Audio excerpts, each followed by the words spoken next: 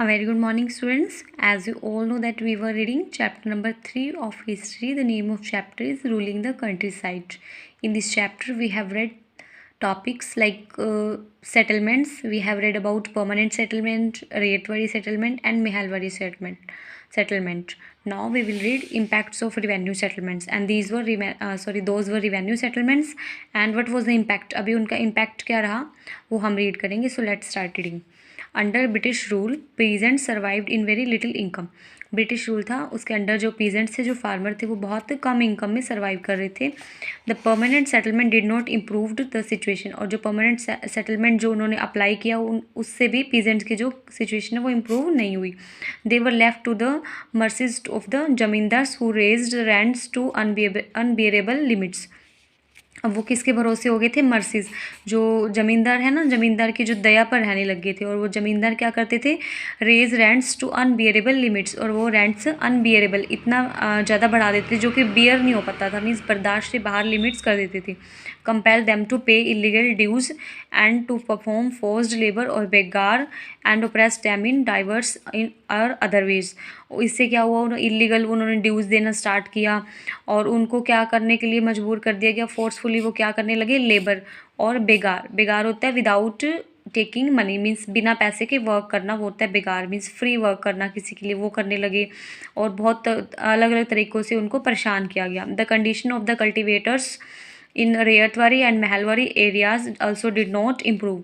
और जो रेयतवारी और महलवारी सेटलमेंट्स जिन एरियाज़ में था वहाँ पे भी कल्टिवेटर्स की जो कंडीशन है वो भी इम्प्रूव नहीं हुई. Here the government took the place of zamindars and levied excessive land revenue which was in the beginning fixed as high as 1/3 to 1/2 of the produce. और जो महलवारी और रेयतवाड़ी में क्या था? जो गवर्नमेंट ने ज़मींदार का प्लेस ले लिया था, लेकिन जो रिवेन्यू था एज इट इज़ था, बहुत हाई था, 1/3 या 1/2 होता था. The revenue systems loan taken to pay revenues money lenders zamindar and government were making their condition worsen. अब इससे क्या? रेवेन्यू सिस्टम एक तो आ गया, और जो लोन्स थे वो, और जो मनी लैंडर्स थे वो, ज़मींदार, गवर्नमेंट, इन सभी ने क्या किया? उनकी जो कंडीशन है वर्सन और भी ज़्यादा बुरी कर दी. डे बाय डे और भी ज़्यादा ख़राब होती गई. With no crop and no money and under heavy debts. अब उनके पास ना तो कोई क्रॉप्स थी, ना उनके पास मनी थी, और बहुत सारा डेप्ट था, कर्ज था उन पर. They were force to sell their lands whom they considered their mother. और इन सब के बावजूद उनको क्या करना पड़ा? अभी फोर्सफुली उनको क्या, अपना जो लैंड्स हैं, वो ज़मीन है, उनको सेल आउट करनी पड़ी, जिसको भी क्या कंसीडर करते थे? एज अ मदर, अपनी मदर के समान मानते थे. मीन्स ज़मीन को अपनी मातृभूमि जिसको बोलते हैं ना, माता के समान मानते थे, उसको भी उनको सेल करना पड़ा. Cultivation of cash crop. Next topic is cultivation. Means cash crop जिससे हमें कैश मिलती है, मीन्स बिजनेस करते हैं ना जिन क्रॉप्स का, उसको हम बोलते हैं cash crops. In 19th century so an increase in the cultivation of commercial और कैश क्रॉप्स. 19th सेंचुरी में एक कैश क्रॉप्स या कमर्शियल क्रॉप का हमने इंक्रीज देखा. Few Indian commercial crops. Indian commercial crop कौन सी? Such as cotton, indigo. Indigo लगता है ना, ब्लू कलर होता है, जो वाइट क्लॉथ पर लगाते हैं ना, वॉश करने के बाद जो ब्लू कलर लगाते हैं, इंडिगो. अफीम, अफीम मतलब अफीम जिसको बोलते हैं हिंदी में, अफीम. नेक्स्ट वीट आपको पता है, राइस आपको पता है. Made it the global market under the British Raj in India. जो ब्रिटिश राज था इंडिया में, इन सभी चीज़ों जो ऊपर हमने पढ़ी है, इनकी अच्छी मार्केट हो गई थी. The second half of the 19th century saw some increase in land under cultivation and agriculture production expand at an average rate of about 1% per year by the latter 19th century. Second half के बाद हमने देखा कि increase हुआ कुछ, फिर उसके बाद 1% पर ईयर वो बढ़ता गया, कल्टिवेशन एरिया बढ़ता गया. These crops were used in British manufacturing industries, hence they encourage cultivation. और ये जो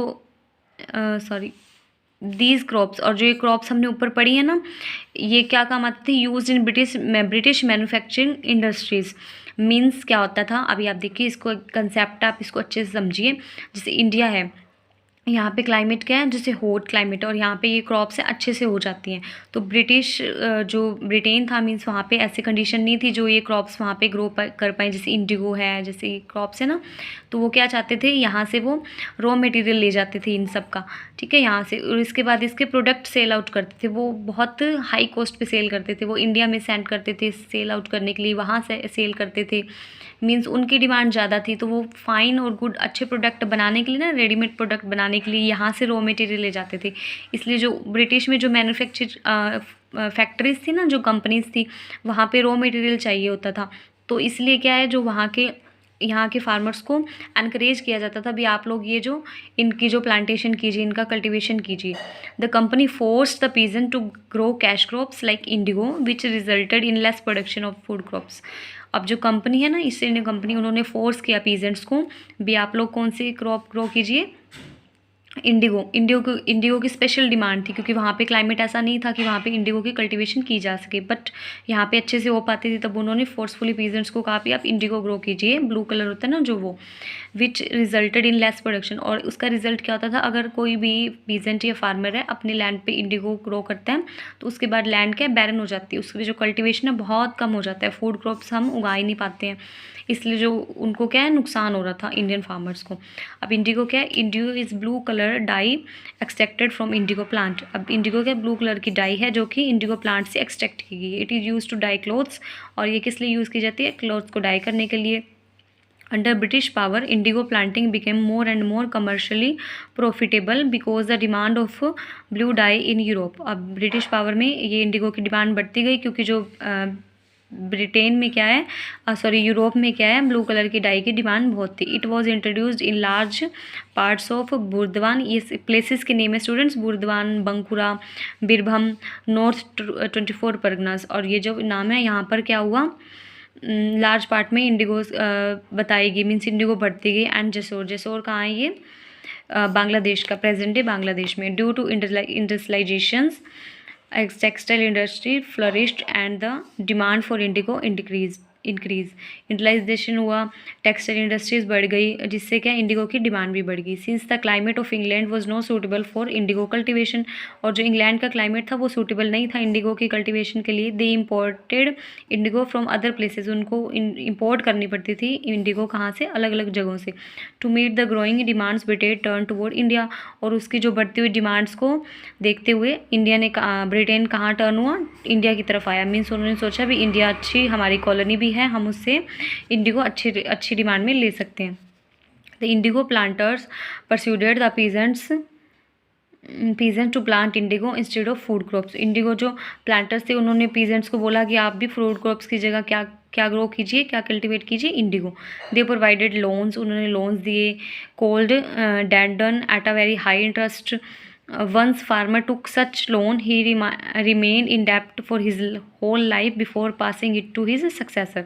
और एक बार जो फार्मर है वो लोन ले लेता है, तो उसको पूरी लाइफ उस डेप्ट के, उस कर्ज के अंदर ही रहना पड़ता था। अपने जो आने वाली पीढ़ी है उसको भी वो लोन उसको पास कर दिया जाता था, मीन्स पूरी लाइफ वो पे आउट नहीं कर पाता था। The price paid by the planters were meagre, और जो प्लांटर्स थे बहुत ही, जो प्राइस देते थे ना इंडिगो का, वो बहुत ही मीजर था। मीजर मतलब बहुत कम, अल्प जिसको बोलते हैं, बहुत कम होता था। कितना था, 2.5% of the market price. Market में जितना प्राइस है उसका सिर्फ 2.5%, आप देख लीजिए, 100 में से 2.5% उसको देते थे। The farmer could make no profit growing indigo, farmers को इंडिगो ग्रो करने से कोई प्रॉफिट नहीं हो रहा था। The farmers were totally unprotected from the indigo planters. अब वो क्या थे, इंडिगो प्लांटर्स थे, बहुत ज़्यादा अनप्रोटेक्टेड थे। हु रिजॉर्टेड टू मॉर्टगेजेस और destruction of their property if they were unwilling to obey them. और वो क्या करते थे, अगर वो उनका ओबे नहीं करेंगे तो क्या करेंगे, उनकी जो प्रॉपर्टी उनको मॉर्टगेज कर लेंगे। मॉर्टगेज होता है मीन्स कब्जे में कर लेना, मीन्स ले लेना उनकी property.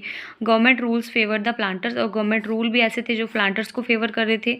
Bye an act in 1833 the planters were granted a free hand in operation.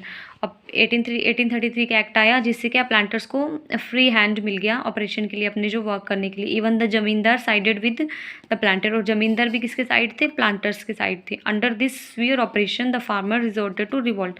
इतना सीवियर ऑपरेशन हुआ, इतना बुरा मतलब उनके साथ होने लगा, उन्होंने फार्मर्स ने आखिर में किसका सहारा लिया, रिवोल्ट का। मीन्स मतलब अपोज करने का, उनको अपोज करने के लिए उन्होंने रिवोल्ट सोचा करने के लिए। अब वो जो फार्मर्स हैं, जो पीजेंट्स हैं, वो कैसे रिवोल्ट करते हैं, that will we read in our next class. Have a nice day students.